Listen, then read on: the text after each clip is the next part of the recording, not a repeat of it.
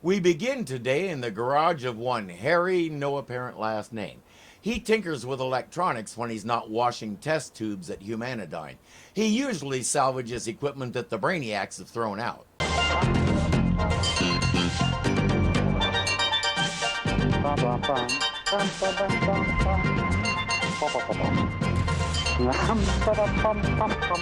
Like that. He rescues equipment, repairs it, and uses it for his projects. Oh, terrific. I just fixed this last week. When your father built this, he thought it would be a gold mine. All he ever got out of it is dirty hamburgers. Like that one. He has a little robot named Eugene McCarthy that serves coffee. Sort of. But right now, he is more excited than he's ever been. Nice of you to join us. Josh! I need some help in here, babe! Bobby and Kelp are giving me a ride to work. I mean, I really wanted them to find me in there on the Starship Enterprise, right? Come on, Josh, he's your father. Well, what that is a flake. Every teenage boy at some point thinks his dad is a flake. Quoting my dad, when I was about 15, 16, 17, I thought my dad was the stupidest person in the world. By the time I was 21, I couldn't figure out how he got so smart so fast.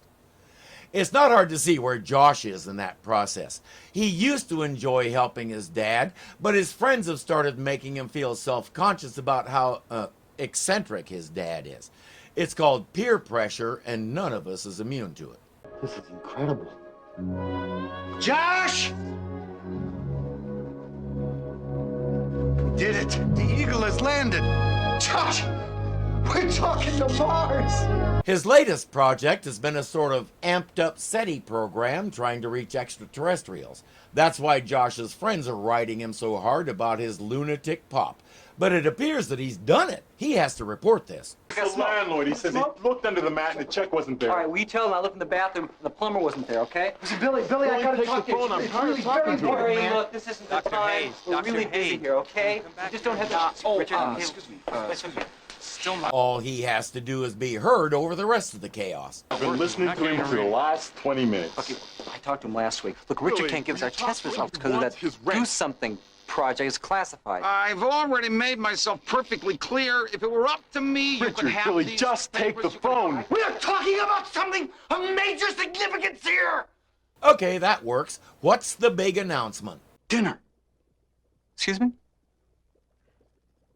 I've got something really far out I want to show you guys, and I figured if you and Dell and Johnny B, if he wants to, can come over to my house for dinner tomorrow night.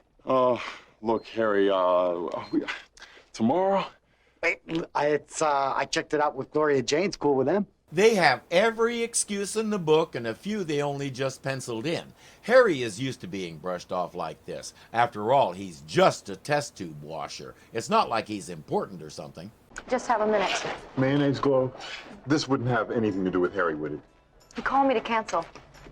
I swear I don't see how you guys could treat him like that. They'll rattle off a whole litany about eccentric little Harry, always hanging around telling them about the crazy stuff he's doing in his garage. Glow isn't buying it. Has he ever invited you to dinner before? Do you have any idea what he had to put himself through just to ask? But you guys wouldn't go, would you? Because you think you're too good for him. I'm really disappointed in you. Knowing she's right is even worse than getting mayo on their burgers. Sure, honey. Big burgers, huh?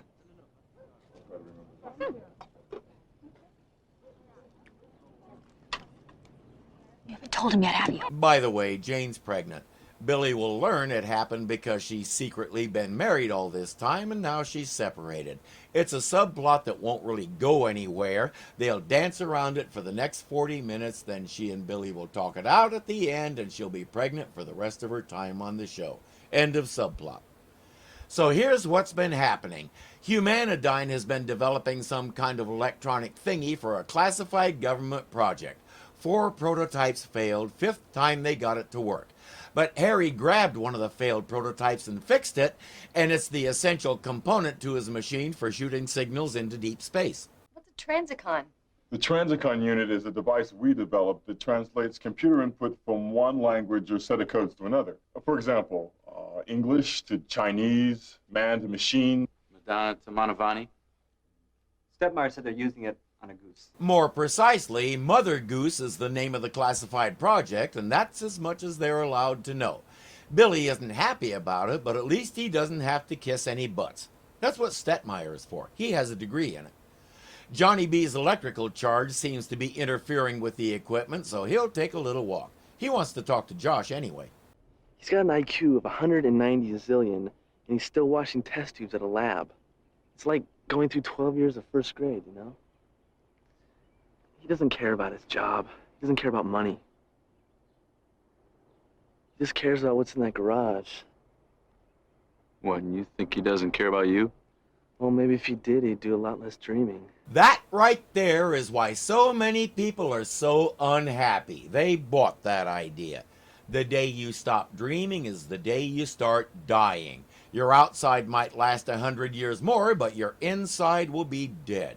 I get the feeling Harry likes his job because there's minimal pressure, but he has access to all the things and people that he's really interested in, and it pays the bills. Here's a radical idea for you. A job is not an end in itself. A job is a tool. You use tools to accomplish the things you really want to do. If the tool doesn't do the task, you get a different one. If you're planting a flower, you use a shovel, not a feather duster. If the shovel isn't big enough, you use a different one, but you don't use it to brush your teeth. You don't owe any employer your loyalty, because if the company you're in has more than about 3 people, I guarantee the loyalty isn't reciprocated. Dreams are the goals. Jobs are the tools to help toward the goals. If the tool doesn't work, start shopping for a better one. But if it does work, don't. That's where Harry is at. Hey, Jude! Josh! I got him again! That's binary code. It's the language of the universe. Song of the stars. Ahem. I think I may be with you this time. Binary code is an artificial creation invented in order for digital electronic devices such as computers to represent numbers and other characters. It is not the language of the universe. It's not even the universal language on this planet, much less the stars. Indeed. The true language of the universe, if such a thing exists, involves magnetic and other waves of assorted and sundry frequencies. It's not math. Hardly. Maths are simply a way to quantize what we observe.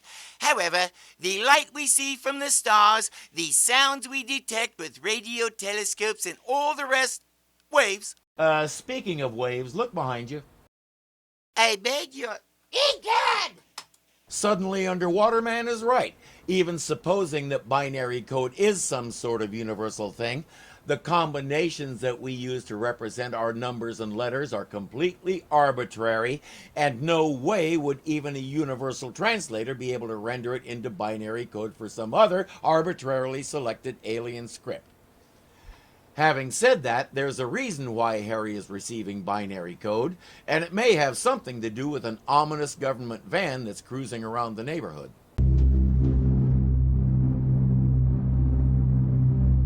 We're getting some electrical flux, but the signal is strong and steady. Mother Goose, we've made contact. Do you copy? This is Mother Goose. We acknowledge contact. Contact confirmed. We'll be sending in support. Mother Goose. That's the secret project Humanidyne developed that device for. What has Harry gotten himself into? He sends the aliens a dinner invitation and they accept. He gives them coordinates for his house. At the lab, Billy and Elle have been over the data a dozen times. It checks out. Josh isn't so sure. He's seen his dad have these breakthroughs before and they always end up embarrassing. He's catching a ride home with his friends Kelp and Billy. Whoa, dude! Check it out! Your old man really must be in trouble now. A Steven Spielberg production. What is this, E.T.? Whatever it is, Harry doesn't know about it yet. He's trying to figure out a better place to have the aliens land because they said they can't land in a populated area. There's a meadow outside a place called Garden Grove. He'll tell them to land there. Guys, I think we better fire up the truck.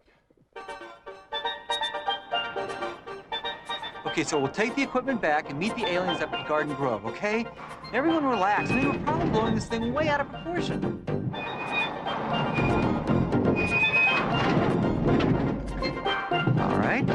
the other hand, we might be playing this down a little. They need to get Harry's equipment and take it to that meadow. Yeah, that's all they need to do. Billy has a plan, sort of. Harry, Glow, and Elle are trying to sneak around the house and get into the garage. Billy will be a distraction, and when he gives the signal, the rest will be on. Josh is behind the wheel of the truck, which has him grinning ear to ear, and Jane, not. There's no way to get around him without being seen. We gotta have a distraction. Maybe we should offer him a cup of coffee. What?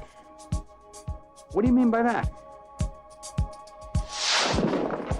That's too heavy for me. As much time as he spends around the lab, he's not aware of what they can do and why they call themselves the Misfits.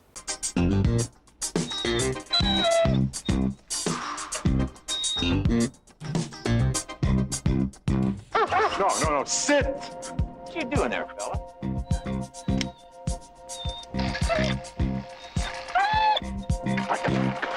While Elle hides and Eugene McCarthy terrorizes the dog, Harry and Glow can slip in the dog door to the garage. Hold it right there! Better idea? You hold it, or rather she'll hold it for you. As we know, she can keep that up pretty much all day, so Harry can take his time and gather everything he needs. Hey, got a minute? Please keep to the sidewalk, sir. Listen, what are you guys doing? Some sort of fumigation number here or something? Cockroaches, huh? Yes. Sir? Well, it's okay. You can tell me. It's all right, really, because, well, I happen to be a very close and personal friend of Elliot Ness. And That's it, wise guy. That's a signal. Hit it. No! Not yet. Maybe he should have told them what the signal was. Johnny blasts a path through the goons and they all sprint to the garage. Harry has everything he needs, so it's time to go. Those two guys neglected to put certain things in their official report. Left side, Hayes. Thank you.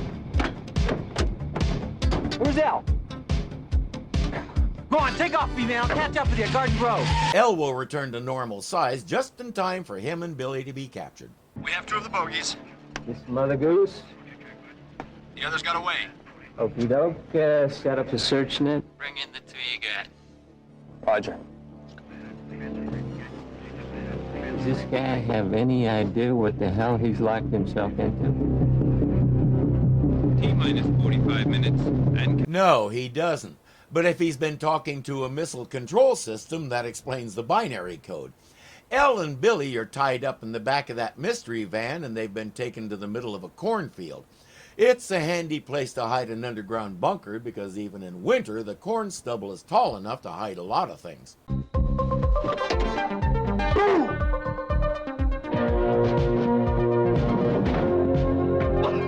The gun, Billy! Now what? There's nothing here but corn. Could be some kind of landing site or something, you know? You want to tell me what's going on here? No?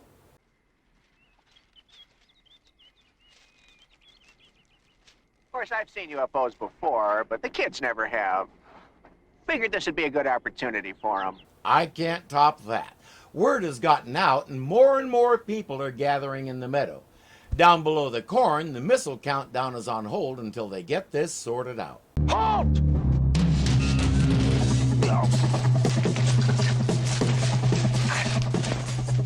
Help!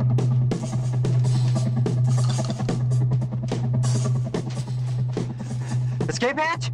Worth a try. That'll take them down to some tunnels where a whole bunch of MPs can take them into custody and bring them to the boss man. The bird in that silo is a top-secret orbiting delivery system for nuclear warheads, and you're telling me he's able to do this because he has another one of your Transicon units? It was supposed to be one of a kind. Why didn't you tell us about it? You see what happens when you go to private contractor? Hey, wait a minute here, Mr. Classified Goose. Let me tell you something. If you guys have been talking to us, we might have been talking to you. Did you hear him tell you what that thing is? Not the sort of thing you let slip, especially if there's any possibility the public will get a hold of it. Harry salvaged the non-working unit out of the garbage. And he got it working again? Not only that, but he's modified it and he's boosted it so that it's 3 or 4 times as powerful as yours. It looks like we all underestimated Harry. The phrase you want is professional snobbery, and it's unprofessional. Looking down on someone because of the job they do is just wrong. How far would Humanidyne get if he didn't wash those test tubes for you? He's an essential worker, to use the pandemic expression. The fact that he does a job that doesn't require a string of degrees long enough to create a new language says nothing about his intelligence or anything else. I worked as a video game tester for a while, and my supervisor was a regular guy who took the job seriously. Except after you'd been there for a while and listened to the grapevine, you learned there was nothing regular about him. He was an unbelievably brilliant engineer, so brilliant his patents made him a multi-millionaire before he was 30. So what was he doing in this place? It was something to do with himself and something he enjoyed. Period. I don't think Billy and Elle would have given him a second glance, and Stetmeyer would have written him off without even learning his name. Professional snobbery. The aliens have told Harry they're holding. He says, "I'd like to meet now. Tell me what to do." Activate launch code 2137. Must be coming from a mother ship. That's one way of putting it. Mother Goose would be more accurate. Countdown resuming on its own. Abort! With this launch, Jeffries. Shut her down. It's not responding. Harry. Launch sequence set. Coordinates locked and set. And since Harry's machine is more powerful than theirs, he's got the lock on giving instructions to the missile. Jeffries now knows that thing is going to come down in the middle of Garden Grove. The only thing they can do is try to get to Harry in time, because, like it or not, this missile is in the air. Right now, it's in a stable orbit until it comes around to the right position to re-enter. Hey, Jude.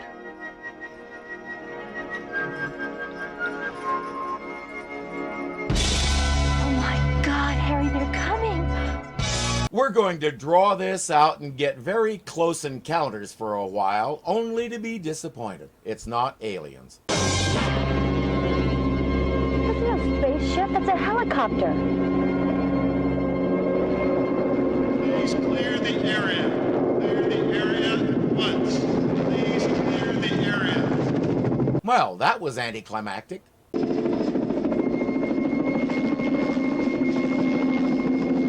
No, don't go! Don't go! Don't go! There it is! There it is, right on time! Yeah, there it is. But it's not the it you think it is. Harry, listen to me. They're not aliens, man. Harry, it's a missile. Oh, sorry. It's true, Harry. You've been talking to a missile. Oh my God. What have I done? He's supposed to know? Remember, these clowns wouldn't even tell the people working on the project what the project was, much less a lowly test tube washer who's smarter than the whole bunch of them put together. Did it to me again. Let's get out of here. Your old man, total flake. Shut up, Bobby. You got a big mouth. Oh, you leaving? I don't have a reason to stay. He's your old man. Think of one. He won't get far, though. He's still young enough to have a conscience and to realize that however flaky his dad might be, he needs his son right now. It's a wash, man. I don't know. He once put a motor on my roller skates. Yeah, and it didn't work. Your old man's never done anything right, and he never will. Just shut up, Bobby. Stay out of my face. Or what? I don't see any little green men running around here, do you, Josh? Ah! I know they're in a time crunch, but that only took a few seconds, so it's okay. Cancel dinner. It's worth a try. Cancel dinner. Dinner canceled. You gotta move it, not cancel. Dinner moved. It's not receiving him now because without his satellite dish, he doesn't have enough power. Time to improvise. Wait a minute. I got it. Dale, you see the Earth mover? Yeah, so? The Lewis effect. Of course, a false magnetic field. If we can get Johnny B to stir up an electrical storm in it. We can create a gigantic electromagnetic antenna. Right, if I beam my pulse at the antenna, it'll work. He may or may not be able to pull this off by himself. Josh. It's not a spaceship. I know. What can I do? Good thing he doesn't have to. With his favorite sidekick back in his corner, it's time to do this. Jeffries will give Harry new coordinates to enter while Johnny B does what he does. Go. No, you can't go yet. It's not ready until Johnny starts singing Chuck Berry. We established that in the pilot episode.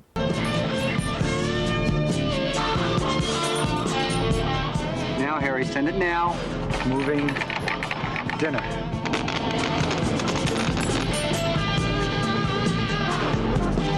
Send new coordinates. Tell it 2 degrees north.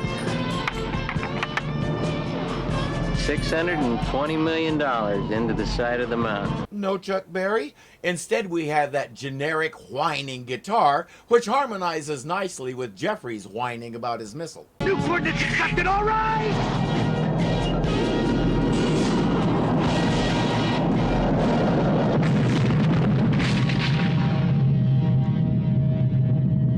Why did Jeffries tell him to shoot it at Johnny? Don't worry, B-Man is okay. Maybe it wasn't aliens, but it was a pretty good show. Johnny's part helped the show a lot, and things are looking up for Harry. I thought I was really up the river, but Jeffrey said that I uncovered some serious security flaw in his system, and he's offered me a job, but I can't work for those guys. I mean, what a cosmic shift this is. Building secret nuclear launch platforms that violate pretty much every nuclear treaty ever written? Yeah, sure. Harry, listen, I just got finished talking to Stepmeyer, you know, and for some reason, he seemed to want to move you up to full research scientist and give you your own lab in another building. Welcome aboard. We'll talk about it later. Harry immediately hired Josh to be his assistant. First task, wash test tubes. In Harry's lab, everybody starts out there. He says it builds character. I don't believe it. What is it, Dad? They're talking to us again. New coordinates received. Estimated arrival. 726 Earth years. Boy, I can hardly wait to see it.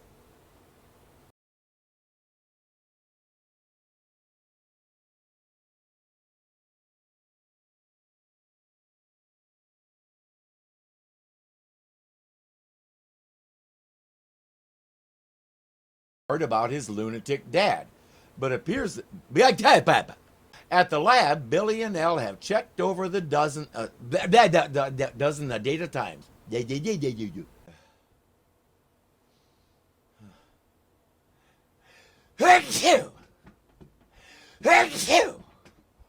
Hardly. Egad! I didn't do that right. I'm supposed to stay in frame and freeze. Don't lose the sentence in the words.